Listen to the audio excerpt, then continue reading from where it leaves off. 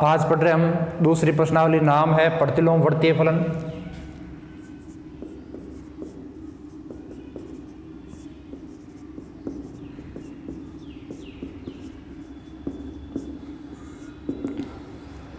प्रतिलोम फलन के बारे में तुमने पहले प्रश्नावली में पढ़ा था।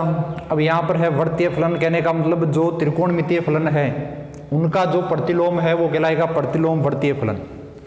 अब यहाँ पर सबसे पहले देखते हैं कि प्रतिलोम वर्तीय फलन है, तो यहाँ पर प्रतिलोम फलन के बारे में हमने पढ़ा था कि प्रतिलोम फलन कौन सा होता है, वह फलन जो अकेकी और आच्छादक होता है। कहने का मतलब अकेकी तथा आच्छादक है वो फलन होगा कौन सा, प्रतिलोम फलन। अब प्रतिलोम यानी कोई फलन एफ है तो प्रतिलोम फलन लिखा था एफ इनवर्स से। अब यहां पर देखेंगे प्रतिलोम वर्तीय फलन। प्रतिलोम वर्तीय फलन में हमारे को सबसे पहले देखना है sine inverse, cos inverse, tan inverse, cot inverse, sec inverse और कोसेक इनवर्स। कहने का मतलब 6 त्रिकोणमितीय फलन है तो 6 ही प्रतिलोम त्रिकोणमितीय फलन है। अब यहां पर देखना है कि ये प्रतिलोम फलन ये है तो यहाँ पर अकेकी आच्छादक क्यों है और अकेकी आच्छादक है तो इनका प्रांत परिसर क्या होगा, इनके बारे में पढ़ेंगे। इसके बाद में देखेंगे इनके प्रतिलोम फलन है तो इसका कहाँ पर काम मिलेगा, इनके कौन से फॉर्मूले उसके बारे में देखेंगे। सबसे पहले देखना है कि प्रतिलोम फलन कौन सा हुआ। हमने देखा कि कोई फलन है y बराबर एफ एक्स, y बराबर एफ एक्स कोई फलन है तो हमने क्या देखा कि x बराबर हो जाता है इसमें f इनवर्स y। यदि कोई फलन y बराबर एफ एक्स है तो इसका प्रतिलोम होगा x बराबर f इनवर्स y।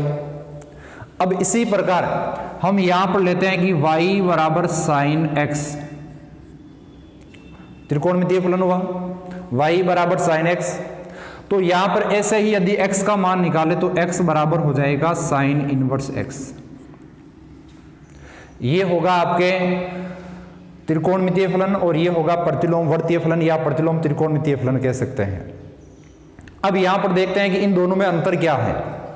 अंतर की बात करें तो सबसे पहले देखना है कि जैसे साइन x है तो हम क्या करते हैं कि जैसे साइन x है तो यहां पर y बराबर x का मान, साइन x है तो x बिलोंग्स टू हम क्या लिख सकते हैं कि r वास्तविक संख्या। r वास्तविक संख्या का मतलब जैसे हम या तो मान रखेंगे डिग्री में या रखेंगे रेडियन में।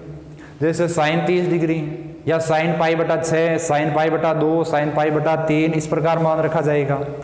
तो यहां पर हमने देखा कि यहां पर जो x का मान रखा वो हमने रखी कौन सी, वास्तविक संख्या।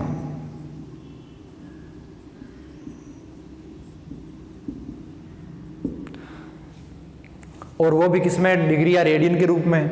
वास्तविक संख्या रखेंगे तो यहां पर देखेंगे कि y का मान क्या होगा, संख्यात्मक मान प्राप्त होगा कौन सा, जैसे 1/2 है, √3 है, 1 हो जाएगा 1, 0, इस प्रकार के मान प्राप्त होंगे, वो y का मान प्राप्त होगा। तो कुल मिलाकर यहां पर त्रिकोणमितीय फलन की परिभाषा ये हुई कि ऐसा फलन जो रेडियन या डिग्री माप को संख्यात्मक मान में बदलता है, ऐसा फलन जो डिग्री या रेडियन माप को संख्यात्मक माप में बदलता है वो कहलाएगा आपके प्रतिलोम ये त्रिकोणमितीय फलन। अब प्रतिलोम वर्तीय फलन में ऐसा फलन जो संख्यात्मक मान को डिग्री या रेडियन में बदलता है, कहने का मतलब जस्ट उसका उल्टा हो जाएगा। वो बदल रहा है किसको, रेडियन को संख्या में, ये बदल रहा है संख्या को रेडियन में या संख्या को डिग्री में भी कह सकते हैं। तो यहाँ पर डिग्री में कम है हमारे पास, केवल यहाँ पर रेडियन में चलेगा मान। तो यहाँ पर संख्यात्मक मान को रेडियन में बदले तो वो हो जाएगा प्रतिलोम वर्तीय फलन। तो कुल मिलाकर परिभाषा क्या हुई त्रिकोणमितीय की, त्रिकोणमितीय फलन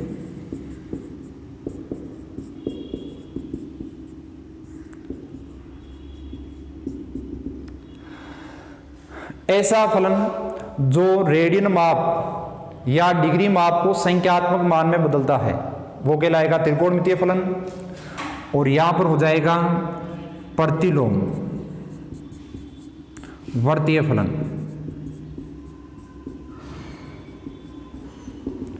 और प्रतिलोम वर्तीय फलन है वो होगा कि ये जो है वो संख्यात्मक माप को रेडियन में बदलेगा, संख्यात्मक माप से रेडियन प्राप्त होगा तो वो हो जाएगा, यानी ऐसा फलन जो संख्यात्मक माप उनको रेडियन में या डिग्री में बदलता है वो हो जाएगा प्रतिलोम वर्तीय फलन।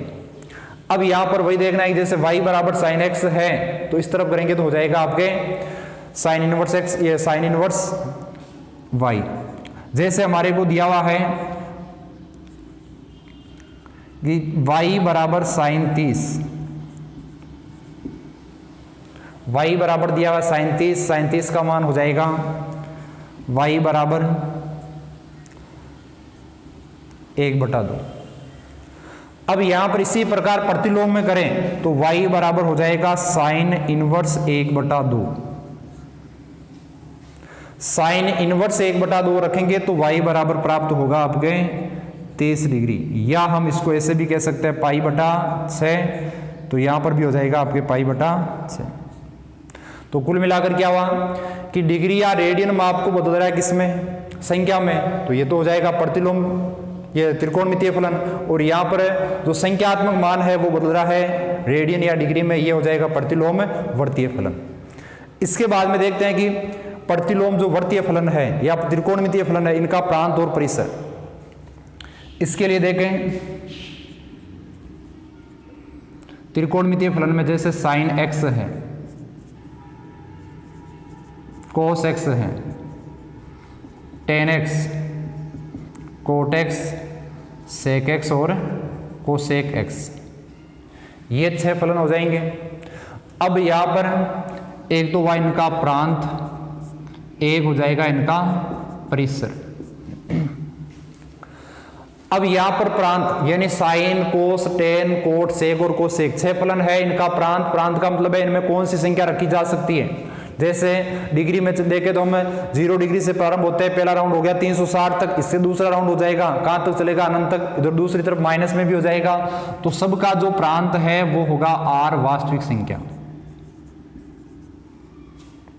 सबका जो प्रांत है वो होगा r वास्तविक संख्या।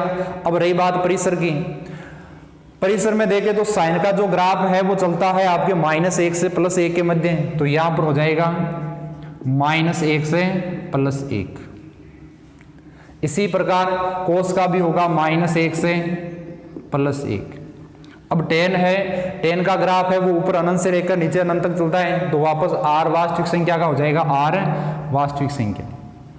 कोट का हो जाएगा r वास्तविक संख्या। फिर रही बात सेक, सेक में देखें तो यहां पर बनेगा कि -1 और 1 के मध्य का मान नहीं होगा, तो r वास्तविक संख्या तो है परंतु इनमें से शामिल नहीं होगा कौन सा मान, एक तो -1 और एक 1 के मध्य। फिर यहां पर देखते हैं r, यहां पर हो जाएगा -1 से 1, ये हो जाएगा त्रिकोणमितीय का प्रांत और ये हो जाएगा परिसर। कहने का मतलब क्या हुआ, इनका हो जाएगा -1 से +1 के मध्य, इनका हो जाएगा r वास्तविक संख्या, इनका हो जाएगा आपके वास्तविक संख्या तो होगी परंतु इनमें -1 और 1 के मध्य का जो मान है वो शामिल नहीं किया जाएगा। ये आपके होगा त्रिकोणमितीय फलन का प्रांत और परिसर। अब आप देखेंगे प्रतिलोम वर्तीय फलन का। एक बार वापस देखते हैं त्रिकोणमितीय में,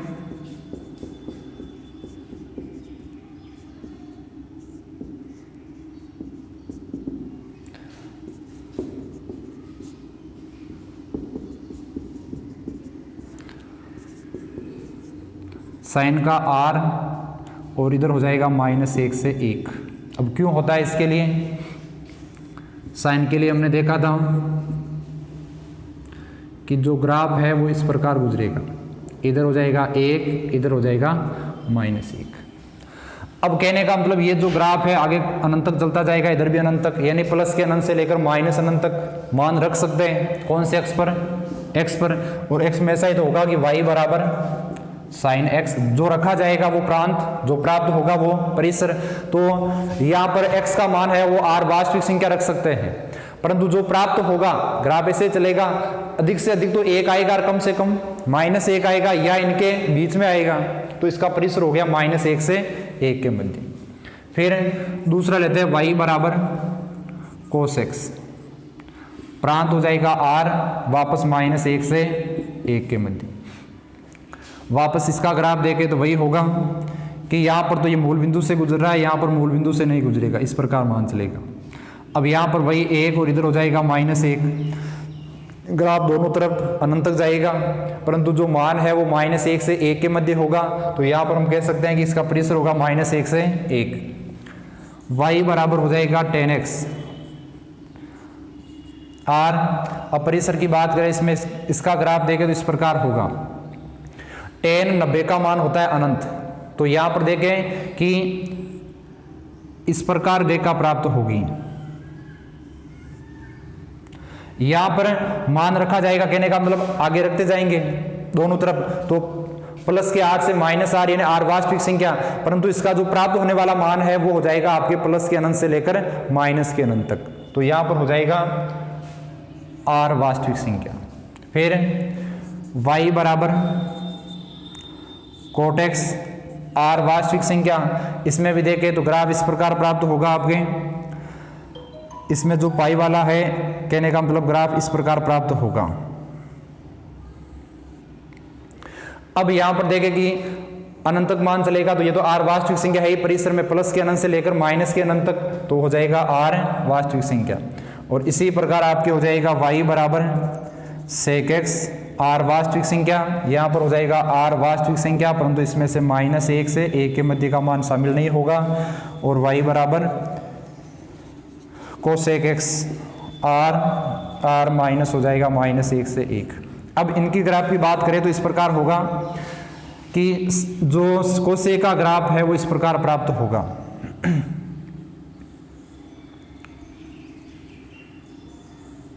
इधर तो आएगा 1 तक, इधर आएगा आपके -1 तक। अब r वास्तविक संख्या आगे बढ़ती जाएगी, परंतु जो प्राप्त होने वाला मान है वो देखो अनंत से आ रहा है, यहाँ पर अनंत पर जा रहा है, इधर माइनस अनंत से अनंत यानी प्लस के अनंत से माइनस अनंत है, परंतु बीच में एक मान कम हो रहा है, कौन सा कि 1 और -1 के बीच का मान कुछ भी नहीं आ रहा है। इसका मतलब है कि r वास्तविक संख्या में से -1 और 1 के मध्य का मान शामिल नहीं होगा। ये हो जाएगा आपके सेक और कोसेक। ये आपने 11 में पढ़ लिया था, त्रिकोणमितीय फलन के प्रांत और परिसर। अब इसी के आधार पर हमारे को देखना है प्रतिलोम त्रिकोणमितीय। अब प्रतिलोम वर्तीय फलन है, प्रांत और परिसर के बारे में देखें तो सीधा सा है कि जो त्रिकोणमितीय फलन में जो परिसर है वही वापस रखा जाएगा, प्रतिलोम वर्तीय फलन में वो बन जाएगा इनका प्रांत, और ये प्रांत बनेगा। तो यहां पर देखना है कि जो इसका परिसर है वो सेम इसका प्रांत होगा, इसमें कोई चेंज नहीं है। त्रिकोणमितीय फलन का जो परिसर है प्रतिलोम वर्तीय फलन का वो प्रांत हो जाएगा। अब रही बात परिसर की, परिसर को थोड़ा ध्यान से देखना है। पहली बात तो त्रिकोणमितीय फलन से हम पढ़ रहे हैं प्रतिलोम वर्तीय फलन। प्रतिलोम वर्तीय फलन पढ़ रहे हैं, इसका मतलब है कि ये फलन अकेकी और आच्छादक है, तभी ये ज्ञात कर सकते हैं, और इसके आधार पर ये परिसर प्राप्त होगा। यदि केवल त्रिकोणमितीय फलन पढ़ते हैं तो वो अकेकी आच्छादक नहीं है, मानों की पुनरावृत्ति होती है, 360 के बाद में है, पहले चतुर्थांश वाले जैसे दूसरे में आ रहे, चौथे में आ रहे, इस प्रकार। तो यहाँ पर देखना है कि जो परिसर है उन लो लेना है जिनके लिए अकेकी आच्छादक हो जाए, और उसमें प्रतिलोम वर्तीय फलन ज्ञात करें। एक उदाहरण लेकर देखते हैं तो इसमें ध्यान से समझना है। जैसे साइन वाला ले रहे हैं, y बराबर साइन x, r वास्तविक संख्या रखी, मान हमारे को वही प्राप्त होगा -1 से 1 के मध्य, परंतु -1 से 1 के मध्य हमारे को देखना है कि जैसे यहां पर हम मान रख रहे हैं 30 डिग्री, साइन 30 बराबर होता है 1/2। अब वही मान है वो यहां पर देखें, कहने का मतलब दूसरे चतुर्थांश में साइन प्लस का होगा, तो यहां पर हम लिख सकते हैं कि साइन पाई माइनस यानी 180 - 3 यानी 150 पर, तो यहां पर साइन 150 वही मान आएगा कितना 1/2। परंतु हम प्रतिलोम वर्तीय फलन में देखें कि यहां पर कि 1/2 है वो 30 का भी है, 1/2 है वो 150 का भी है। वापस और हो सकता है, ये तो पहले चक्कर में पहले चतुर्थांश का और दूसरे का है। हमारे को देखना है कि जब एक चक्कर पूरा हो जाएगा 360 यानी 2 पाई पर, तो अगले चतुर्थांश में तो यहाँ पर जो ये मान है प्रथम चतुर्थांश में आ रहा है, दूसरे में आ रहा है, वापस यहाँ पर देखिए एक चक्कर पूरा होने के बाद में वापस प्रथम में आ जाएगा, फिर दूसरे में आ जाएगा, इस प्रकार मान की पुनरावृत्ति होती चली जाएगी। हमारे को क्या करना है कि अकेकी होना चाहिए, केवल एक का एक ही प्रतिबिंब होना चाहिए, केवल एक ही प्रतिबिंब होगा। तो यहाँ पर देखना है कि केवल या तो पहला चतुर्थांश लो या दूसरा लो। तो हम यहाँ पर पहला चतुर्थांश ले सकते हैं, इसको हम बोलते हैं 0 से π/2। अब यही जो मान है इसमें आएगा माइनस में, तो इसमें भी माइनस में आएगा, फिर दूसरे राउंड में इसमें माइनस में आएगा, तो इसमें भी माइनस में आएगा। तो यहाँ पर हम क्या करते हैं इसमें कि यदि इसको इस तरफ मापे कोण को तो माइनस में चलेगा और यहाँ पर हो जाएगा 0 से -π/2। कहने का मतलब 0 से π/2 और 0 से -π/2 इन दोनों के मध्य का मान है वो केवल एक बार आएगा। इसके कारण इसमें जो मान है वो अकेकी, ये फलन है वो अकेकी हो जाएगा, इसलिए इसका जो परिसर है वो है -π/2 से π/2।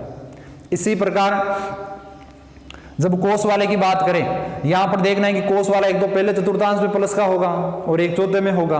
तो पहले में प्लस का, दूसरे में माइनस का, फिर माइनस का, फिर प्लस का। तो यहां पर देखना है कि प्लस और माइनस केवल एक बार लेना है, तो 0 से π यानी 0 से 180 डिग्री तक लिया जाएगा।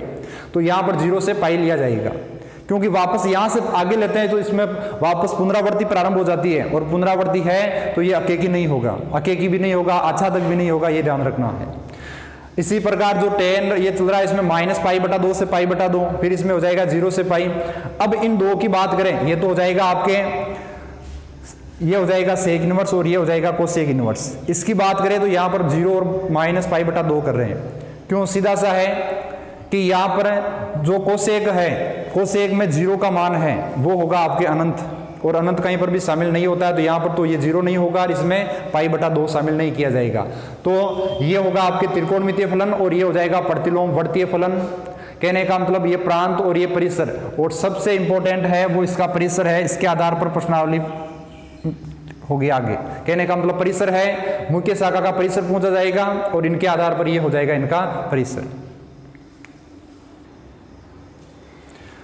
अब जो प्रतिलोमवर्तीय फलन है इनकी मुख्य शाखा का परिसर, मुख्य शाखा का परिसर, जो उसका परिसर भी बताया था वही काम में लेना है। अब इसके लिए ध्यान रखना है, एक बार वापस देखते हैं इसमें कि साइन इनवर्स है तो मुख्य शाखा का परिसर है -π/2 से π/2। फिर कोस इनवर्स है तो परिसर हो जाएगा 0 से π। फिर tan इनवर्स है तो हो जाएगा -π/2 से π/2। कोट इनवर्स हो जाएगा 0 से π, परंतु यहाँ पर जो ब्रैकेट है वो छोटा लगेगा, इसका मतलब कौन सा हुआ? विवर्त अंतराल। ये है संवर्त अंतराल, इन दोनों में अंतर है, इसमें -π/2 और π/2 शामिल है जबकि इसमें शामिल नहीं है, इसका मतलब यहाँ पर ब्रैकेट आएगा छोटा, यानी विवर्त अंतराल। फिर आ जाएगा आपके सेक इनवर्स x, वही 0 से π,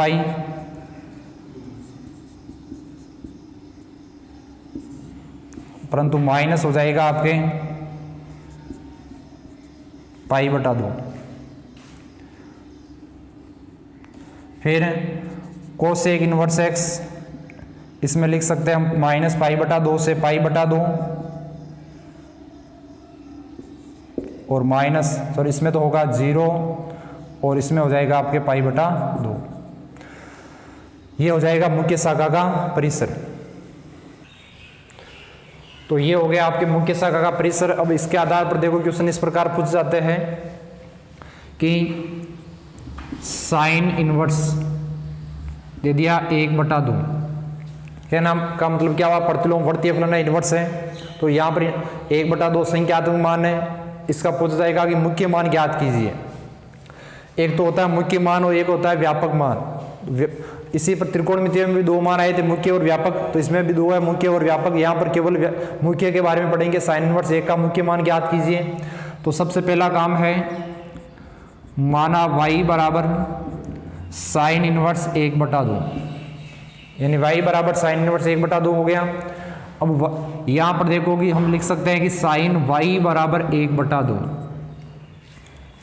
साइन इनवर्स से इधर आएगा तो साइन हो गया। अब हमारे को लिखना है, क्योंकि साइन इनवर्स की मुख्य शाखा का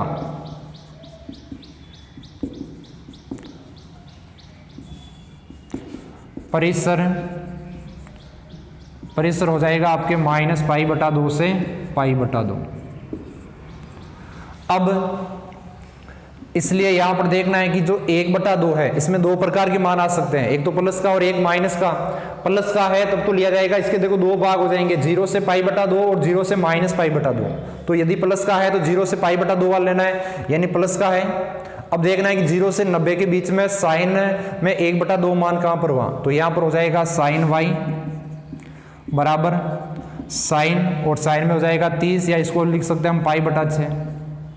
साइन से साइन कैंसिल हो जाएगा, y बराबर आ जाएगा π/6। अब यहां पर देखना है कि जो π/6 है वो बिलोंग्स टू है या नहीं है -π/2 से π/2 की मिति, यानी -π/2 माइनस के 90, कहने का मतलब माइनस का 90 इस तरफ लिया जाएगा और प्लस का 90 इस तरफ होगा। तो यहाँ पर 30 है तो 30 यहाँ पर ही होगा, इनके बीच में है तो ये हो जाएगा इसका मुख्य शाखा का परिसर। अब इसी प्रकार यहाँ पर देखना है कि साइन इनवर्स यदि इसमें -1/2 दे दिया जाए तो यहाँ पर हो जाएगा माइनस, यहाँ पर माइनस है तो यहाँ पर भी माइनस बनेगा, ये तो ये लिखा जाएगा -π/, परंतु यहाँ पर माइनस है तो यहाँ पर 0 से माइनस ये लिया जाएगा। इसमें हम लिख सकते हैं कि माइनस का π/6।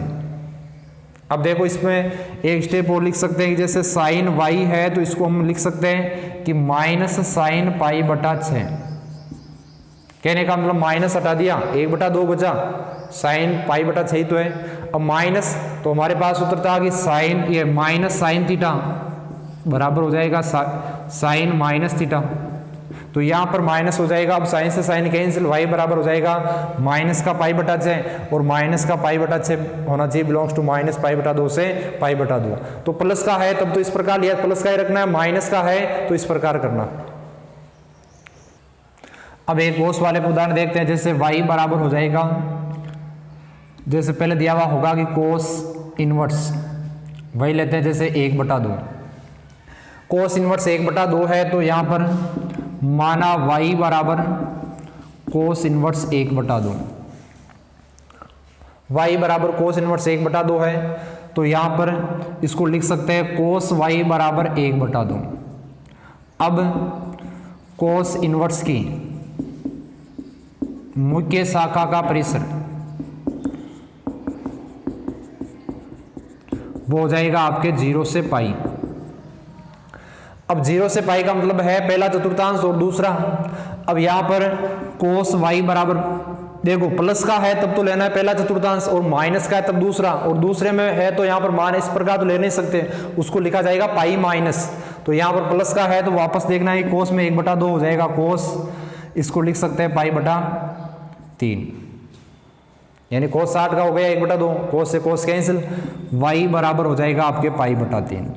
आगे लिख सकते हैं बिलोंग्स टू है ये 0 से π, क्योंकि जो ये मान है वो आपके होगा यहाँ से यहाँ तक। प्लस का है तब तो इसमें लिया जाएगा, माइनस का है तब इसमें लिया जाएगा। ये हो गया आपके प्लस वाला। अब माइनस वाले के लिए देखते हैं, तो माइनस वाले में देखना है कि यहाँ पर -1/2 है तो यहाँ पर माइनस आएगा, यहाँ पर माइनस है तो यहाँ पर माइनस हुआ, मुख्य शाखा का परिसर यही लिखा जाएगा। अब कोस y बराबर, यहाँ पर देखना है कि माइनस को छोड़ देते हैं तो यहाँ पर माइनस। अब यहाँ पर देखना है कि यहाँ पर माइनस कोस π/3 है। अब कोस में ऐसा तो होगा नहीं कि जो माइनस है वो अंदर जाएगा, क्योंकि कोस -θ बराबर कोस थीटा होता है केवल, परंतु यहाँ पर समस्या हमारे पास माइनस की, इस माइनस को हटाना है, अंदर तो भेज नहीं सकते। तो यहाँ पर करना क्या है इसमें कि यहाँ पर लिखा जाएगा कोस y बराबर कोस π - π/3। अब इसमें देखो कि हमने देखा था कि पहले चतुर्थांश में कोस प्लस का होता है, दूसरे में माइनस का होता है। तो यहाँ पर माइनस का है तो दूसरे में कर सकते हैं पाई - π/3, पाई - थीटा, कोस पाई - theta minus cos theta, theta का मान π/3 है तो इसको ऐसा लिख दिया। अब इसको हल करके लिखते हैं तो हो जाएगा कोस y बराबर, ये हो जाएगा कोस 2π/3, कोस से कोस कैंसिल, y बराबर हो गया आपके 2π/3 बिलोंग्स टू 0 से पाई, माइनस का है तब जो मान है वो आएगा दूसरे चतुर्थांश का और ये आएगा पहले का। अब यहाँ पर देख लो 0 से 180, यहाँ पर हो गया कितना 360, 360 में 3 का भाग लगाया तो हो गया कितना 120, 120 आ रहा है कौन से चतुर्थांश में, दूसरे में, और दूसरे का जो मान है वो किस में आएगा, माइनस है तो दूसरे में आएगा और प्लस है तो पहले में आएगा। साइन वाले में क्या होगा, माइनस है तो पहले में आएगा और माइनस है तो वहां पर माइनस सामने आएगा इसमें। तो वो 3 है कौन कौन से, साइन, टेन और हो जाएगा कोसेक। उन 3 में तो यहाँ पर ये वाला वो फॉर्मूला होगा और कोस, कोट और सेक में ये वाला फॉर्मूला होगा, इस प्रकार बनेगा। अब ये दूसरी प्रश्नावली है, इसमें जो मुख्य मान के 7-8 क्वेश्चन है वो आपके इस प्रकार हल हो जाएंगे। इसके बाद में त्रिकोणमितीय, ये प्रतिलोम त्रिकोणमितीय है, इस पर सूत्र है, वो सूत्र पहले तो किस प्रकार बनता है वो देखेंगे, इसके बाद में अगली प्रश्नावली पढ़ेंगे फिर।